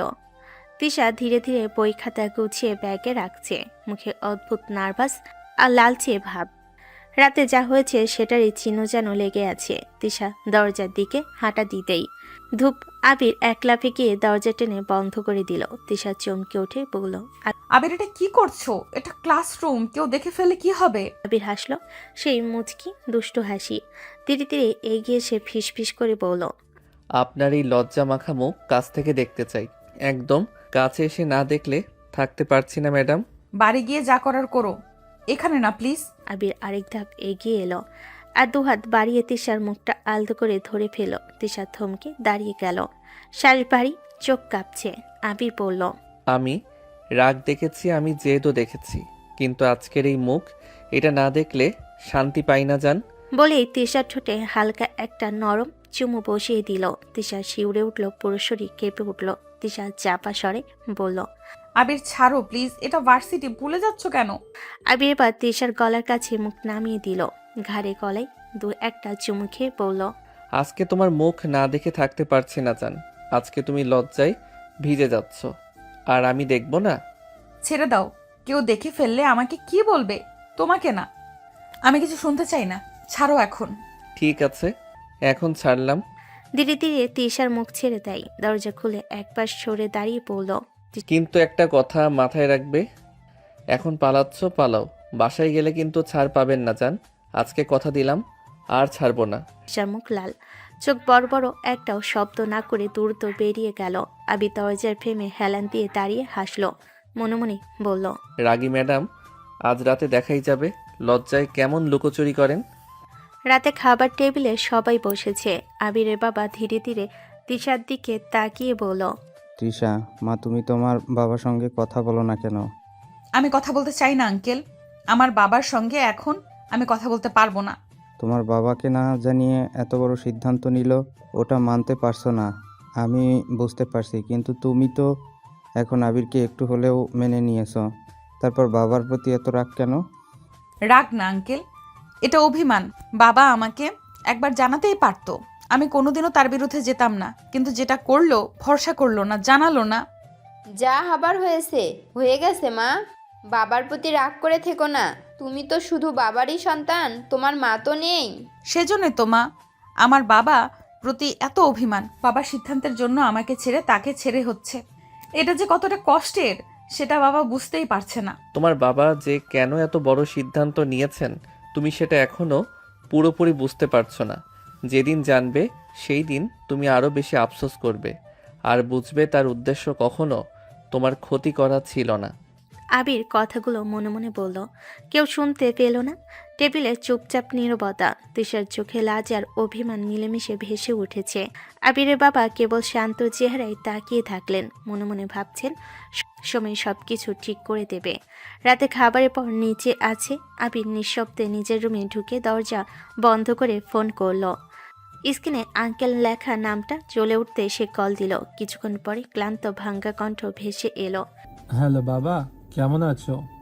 আমি ভালো আছি আঙ্কেল, আপনি বলুন এখন কেমন আছেন? এই তো বাবা, কোনো রকমে বেঁচে আছি। চিকিৎসা চলছে, কিন্তু ডাক্তার কিছুই নিশ্চয়তা দেয় না। এ কথা শুনতেই আবিরের গলা ভারী হয়ে গেল। ও চোখ তুলে দরজা বন্ধ আছে কিনা দেখে নিল। তিশা যেন কিছু না শোনে। চিকিৎসা কতদূর এগোলো আঙ্কেল? চলছে বাবা, চলছে, কিন্তু যখন লাস্ট স্টেজে আসে তখন চিকিৎসা আর জীবনের মাঝখানে ফারাকটা খুব কমে যায়। ডাক্তাররাও বেশি আশা দেখাচ্ছে না। আঙ্কেল এত বড় সত্যি গোপন করে কেন তৃষাকে আমার সাথে বিয়ে দিলেন? একবারও বললেন না কেন? চুপ। ফোনে ওপাশে লুকানো কান্নার শব্দ যেন শুনতে পেল আবির। রুমে বাবা, তৃষা আমার একমাত্র মেয়ে। আমার মৃত্যুর পর ওকে একা ফেলতে চাইনি। তুই মানুষ ভালো, তোর মায়ের সংসারে তৃষা নিরাপদে থাকবে এই বিশ্বাস থেকে বিয়ে দিলাম। কিন্তু তৃষাকে বললেও ভেঙে পড়তো, ও কখনোই রাজি হতো না। তার উপর আমার চিকিৎসার জন্য পুরো জীবনও থমকে যায়, সেটা চাইনি। আঙ্কেল, ও যদি কখনো জানতে পারে যে আপনার ক্যান্সার লাস্ট স্টেজে, ও খুব কষ্ট পাবে আর আমাকে ভুল বুঝবে। কেন এতদিন সত্যিটা আড়াল করলাম? কেন আগে জানাইনি? জায়গা বুঝে বলিস বাবা, ওকে সব বললে এখনোই ভেঙে পড়বে। তুই অন্তত যতদিন পারিস ওকে স্বাভাবিক রাখ, সুখে রাখ। তোর উপর আমার সম্পূর্ণ ভরসা আছে। আপনি চিন্তা করবেন না আঙ্কেল, তৃষা আমার দায়িত্ব, ওকে আমি কষ্ট পেতে দিব না। আপনার কথাও আমি রাখতে চাই। বাবা, আমার সময় কম, তৃষাকে সুখে রাখিস, এটাই আমার শেষ ইচ্ছে। তোমার বাবার সত্যিটার কতদিন লুকিয়ে রাখবো তৃষা? যেদিন জানবে সেদিন তুমি আমাকে ভীষণ ঘৃণা করবে, কিন্তু আজ তোমাকে আঘাত দেওয়ার সাহস আমার নেই। আমি তোমাকে রক্ষা করতে চাই শেষ পর্যন্ত। রুমের বাইরে হালকা বাতাস বইছে, আর আবিরের বুকের ভিতর এক অজানা আশঙ্কা ঠাই দাঁড়িয়ে আছে। তিশার হাসির আড়ালে লুকিয়ে থাকা আগামী ঝড়ের অপেক্ষায়। রুমে তিশার ডাক ভেসে আসতে আবির হঠাৎ চমকে উঠল। মিনিট দুয়েক আগেই ওর কান্না ভেজা চোখে তিশার বাবার সাথে কথা হচ্ছিল, কিন্তু তিশা কিছুই জানে না। দরজার বাইরে দাঁড়িয়ে থাকা তিশার কণ্ঠে বিরক্তি আর সন্দেহের ছোঁয়া। আবির, দরজা কেন বন্ধ করছো? খোলো তো। আবির তাড়াহুড়ো করে চোখ মুছে নিল, গলা শুকিয়ে গেছে। দ্রুত দরজা খুলতে তিশা ভুরু কুচকে তাকালো। ওর মুখে পরিষ্কার বিরক্তি।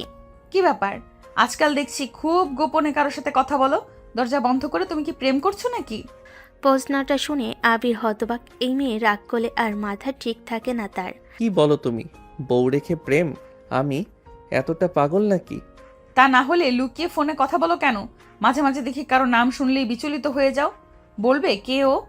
আবির তিশার হাত ধরে রুমে টেনে নিল। ও বুঝে গেছে সত্যি বললে তিশা ভেঙে পড়বে, তার কথা ঘোরাতে হবে।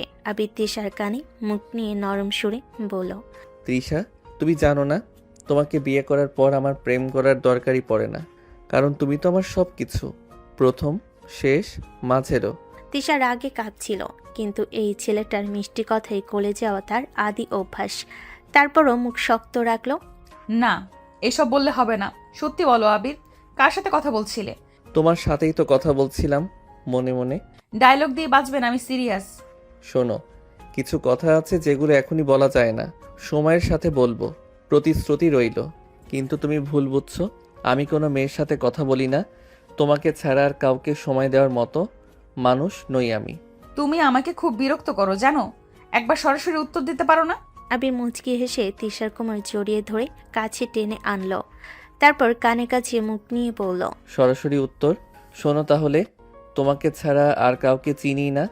তোমার রাগ, তোমার জেদ, তোমার চিৎকার সবই আমার ভালো লাগে জানো। আমার চিৎকার ভালো লাগে?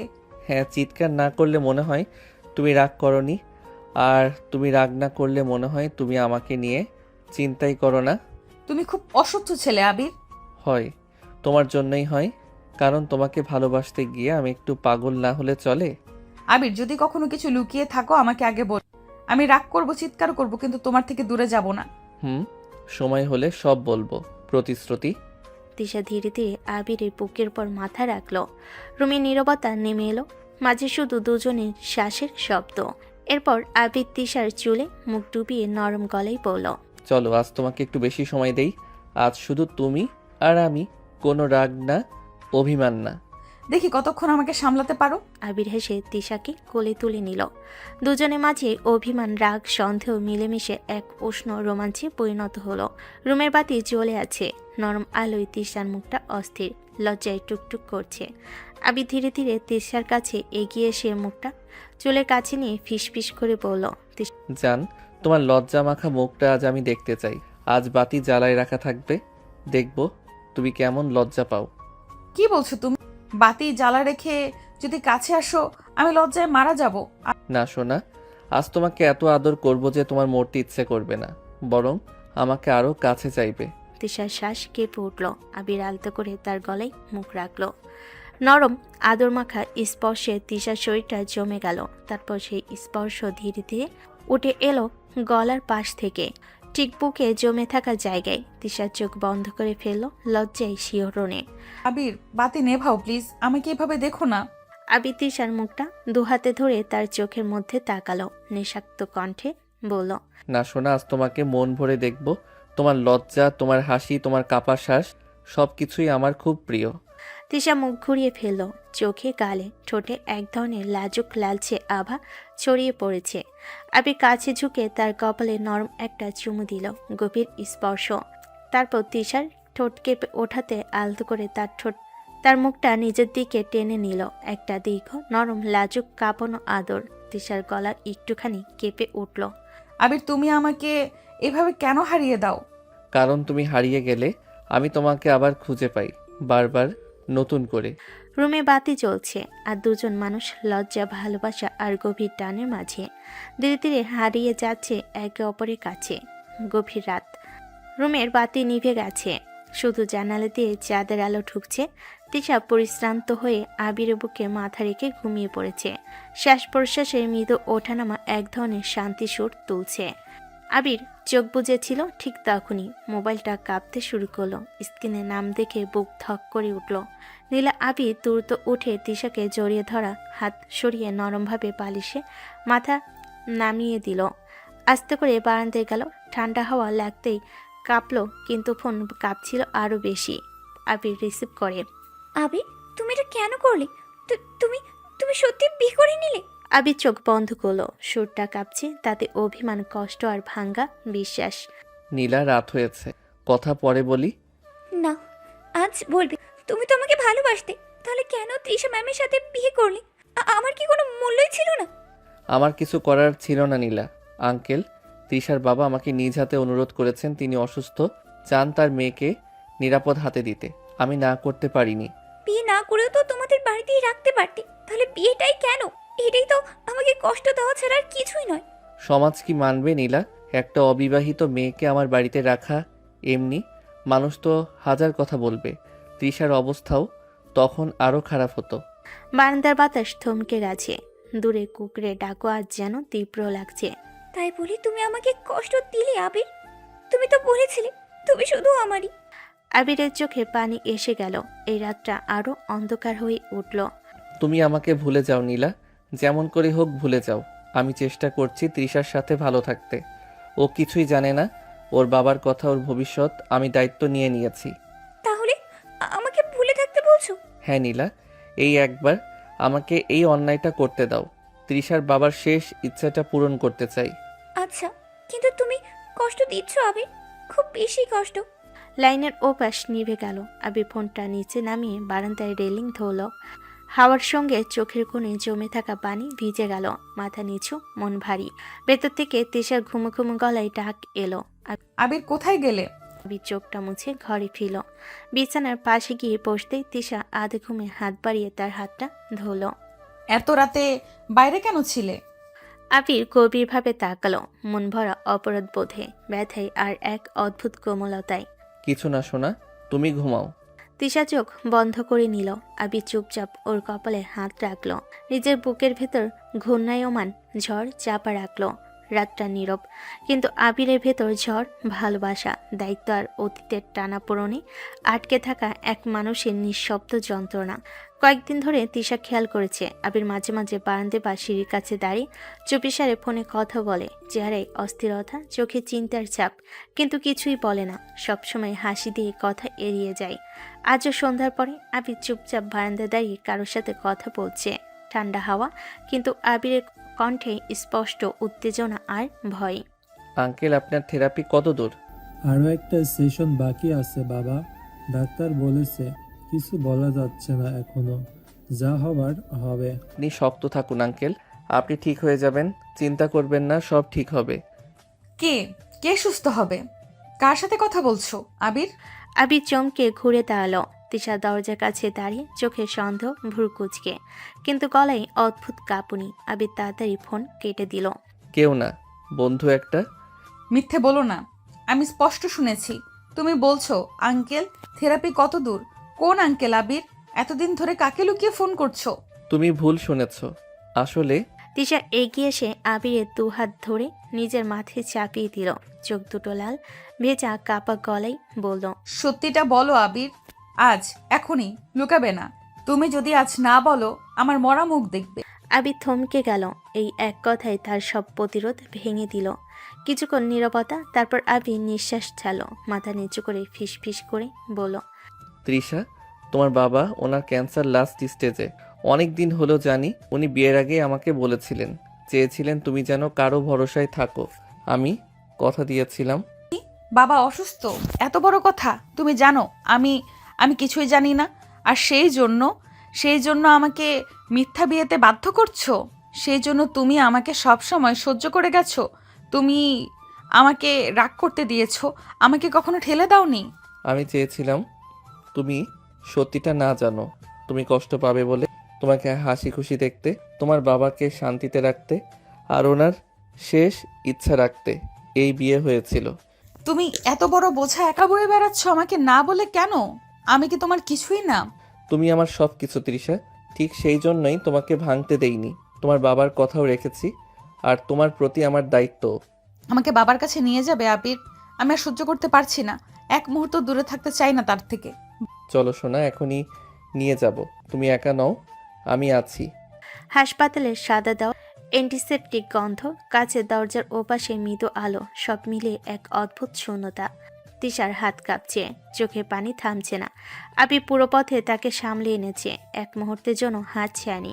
তারা যখন কেবিনে ঢুকলো, তিশার বাবা বিছানায় আদর্শ অবস্থায় চুপচাপ ছাদের দিকে তাকিয়েছিলেন। দরজা খোলার শব্দে তিনি মুখ ঘোরালেন। মিলান ক্লান্ত, কিন্তু মেয়েকে দেখে চোখ ভিজে উঠল। তিশা বাবাকে দেখেই আর নিজেকে ধরে রাখতে পারল না। এক ঝটকায় দৌড়ে গিয়ে বাবাকে জড়িয়ে ধরল। বাবা, বাবা আমাকে ক্ষমা করো।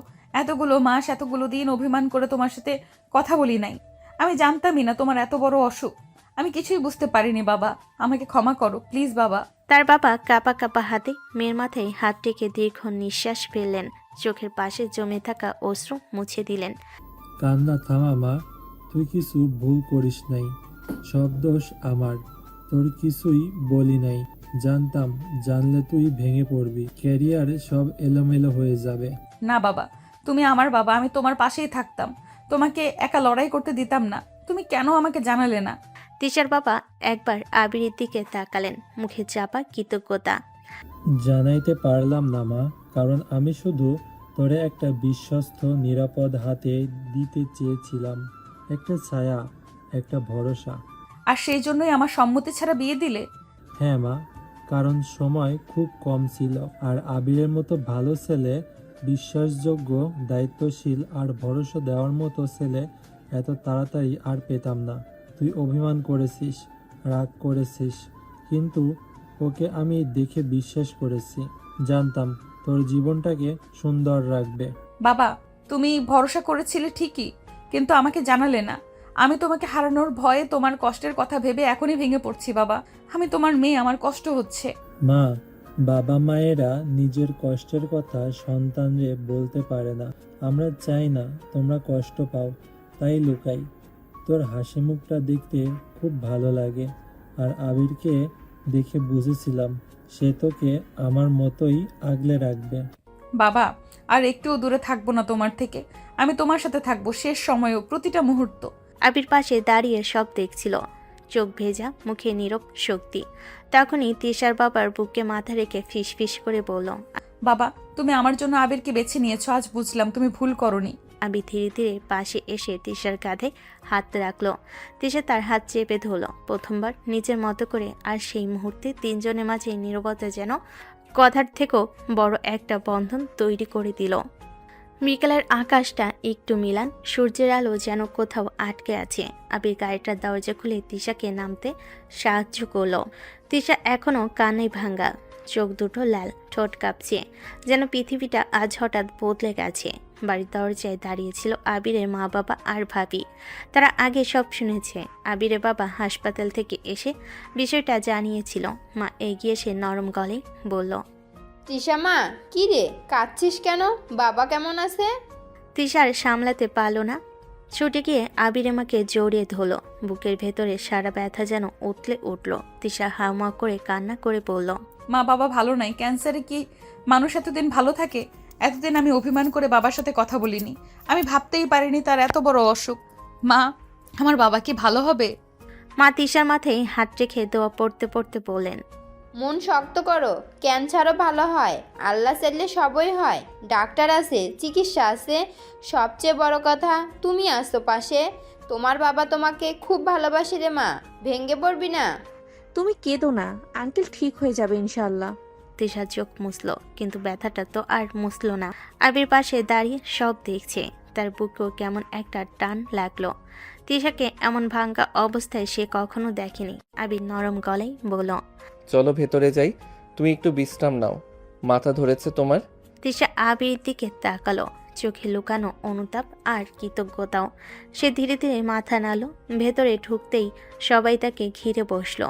দাদি, ভাবি, মা, এমনকি বাড়ির কাজের আন্টিও তাকে পানি এনে দিল। তিশা এমন স্নেহে কখনো ভাসেনি। মনে হলো সে যেন আবিরের বাড়িতে এসে শুধু বউ হয়নি, একটা পরিবারও পেয়েছে। আবিরের মা বলেন, তুই চিন্তা করিস না, এখন থেকে সব কাজ আমরা ভাগ করে করব। তোর শুধু বাবার দিকে খেয়াল থাকবে, বাকি কিছু নিয়ে ভাবতে হবে না। মা, আমি আপনাদের কত কষ্ট দিছি, কিছু বুঝিনি আমি। এইসব কথা আর বলবি না, এখন শুধু নিজের বাবার জন্য দোয়া কর আর আল্লাহর উপর ভরসা রাখ।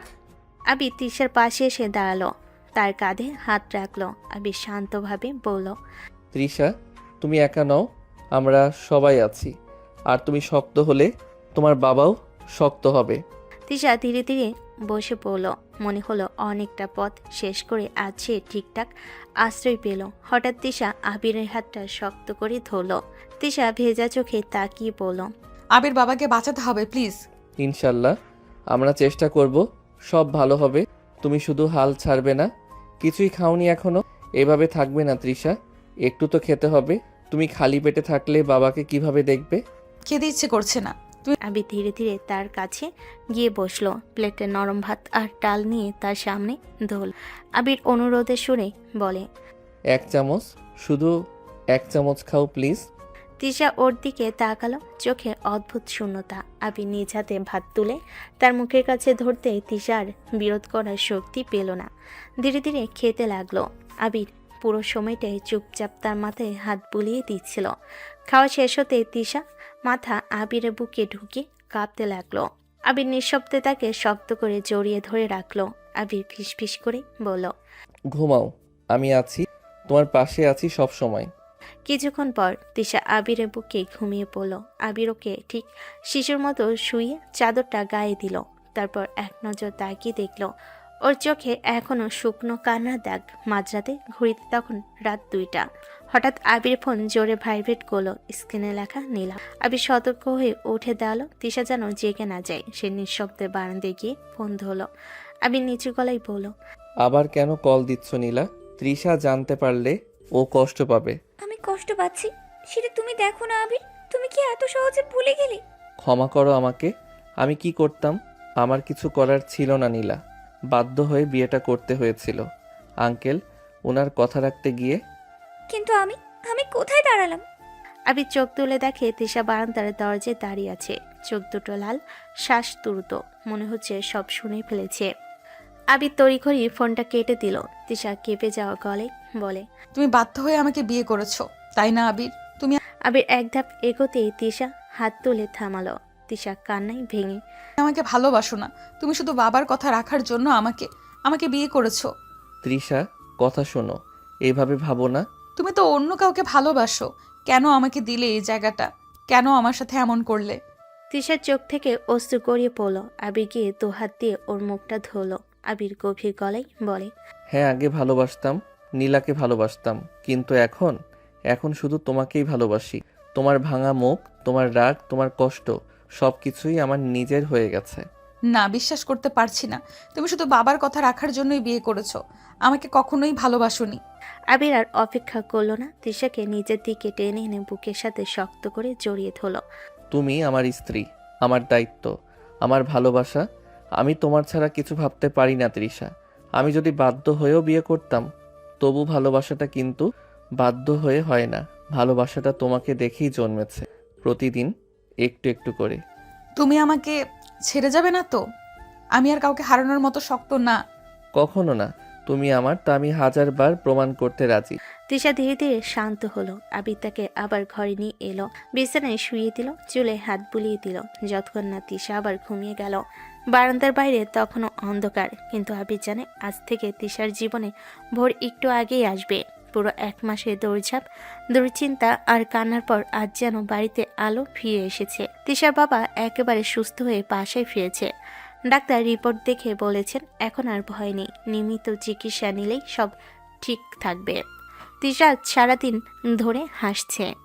এমন হাসি আবির বহুদিন দেখেনি। আবির মা সকাল থেকে রান্নাঘরে মুরগির রোস্ট, কোরমা, ভর্তা, পোলাও, যত রকম ভালো খাবার সমস্ত সবই বানিয়েছেন। আজ আমার ভাইয়ের জন্য বিশেষ আয়োজন। ওনার জন্য দোয়া করি আল্লাহ যেন আরও সুস্থ রাখে। মা, আপনি আমার জন্য এত কিছু করেন, ধন্যবাদ। এত কিছুর কি আছে মা, তুমি তো আমার মেয়ের মতোই। সবাই টেবিলে বসে গল্প করতে করতে খেতে থাকে। তিশার বাবা মাঝে মাঝে তিশার মাথায় হাত রাখছে, মাঝে মাঝে আবিরের পিঠ চাপড়ে বলছে, আবির, তুমি সত্যি একজন ভালো ছেলে। আল্লাহ তোমাকে সুখে রাখুক বাবা। তিশা লজ্জা পেয়ে নিচে তাকিয়ে থাকে। আবির শুধু মৃদু হাসে। খাওয়া দাওয়া, মজা, হাসি, গল্প সব মিলিয়ে দিনটা খুব সুন্দর কেটে যায়। রাতে দুজন রুমে ঢুকতে দরজা বন্ধ হতেই আবির তিশাকে কোমর জড়িয়ে কোলে তুলে নিল। তিশা চমকে বলে, এই কি করছো? নামাও আমাকে। আবির বিন্দুমাত্র না থেমে বিছানার দিকে হাঁটছে। আবির হাসি মুখে বলে, অনেক দিনের ঝামেলা, অনেক দিন তোমাকে মন ভরে আদর করতে পারিনি সোনা। আজ কিন্তু কেউ আমাকে আটকাতে পারবে না। আবির, তুমি না খুব মায়া লাগার মতো কথা বলো। আমি তোমাকে সত্যিই খুব ভালোবাসি। আবির তিশাকে বিছানায় শুয়ে দিল। ঘরটা আধো আলোয় ভরা। তাদের নিঃশ্বাসের শব্দ ধীরে ধীরে মিশতে শুরু করলো। আবির তিশার মুখ দুহাতে ধরে বলল, তোমাকে ছাড়া আমার কিছুই ভালো লাগে না। আজ তোমাকে মন ভরে দেখব, অনুভব করব তুমি আমার, শুধু আমার। আমি তোমাকে ভালোবাসি আবির, যতটা তুমি ভাবতেও পারবে না। আবির তার গলায় মুখ ডুবিয়ে চুমু দিল। ধীরে ধীরে সেই চুমু নামতে লাগলো কাঁধে, গলায়, ঠোঁটে। তিশা লজ্জা পেয়ে কাঁপছিল, কিন্তু থামলো না। তিশা লাজুক গলায় বলে, আবির প্লিজ। আজ থামবো না সোনা। আজ তোমাকে খুব যত্ন করে, খুব ভালোবেসে, মন ভরে আদর করব। তিশা হাত দিয়ে আবিরকে জড়িয়ে ধরল। ভালোবাসার উষ্ণতায় ঘরটা যেন ধীরে ধীরে ভরে উঠল, যেখানে কোনো কষ্ট নেই, কোনো ভুল বোঝাবুঝি নেই, শুধু দুজন মানুষের নিখাত ভালোবাসা।